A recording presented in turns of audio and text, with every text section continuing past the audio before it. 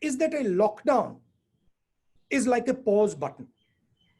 A lockdown is in no way a solution to the COVID virus. It is as if you've hit pause and stopped the virus in its tracks until the lockdown.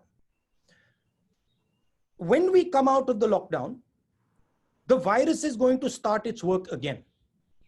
So it is very important that we have a strategy to come out of the lockdown. Now, what are the things that need to be put in place?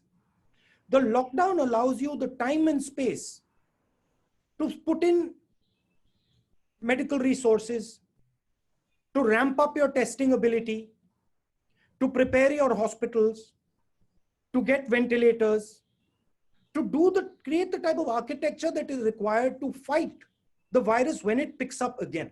So there is one misconception. In no way does a lockdown defeat the virus. It stops the virus for some time. Now, what is the real weapon against the virus? The biggest weapon. The biggest weapon is testing.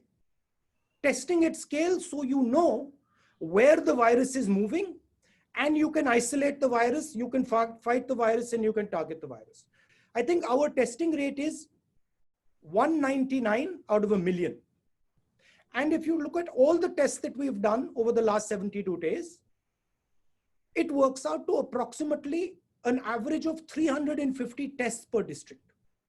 Now, this is in no way enough to tell you how the virus is moving. So the central theme is, if you want to fight the virus, you have to increase testing dramatically, and your testing has to go from chasing the virus to moving ahead of the virus. Means you have to move into random testing and you have to start to preempt where the virus is moving. A lot of our testing is currently chasing the virus because we are identifying cases and then following the virus. With that type of testing, you will never be able to actually get a good image of what the virus is doing and where the virus is.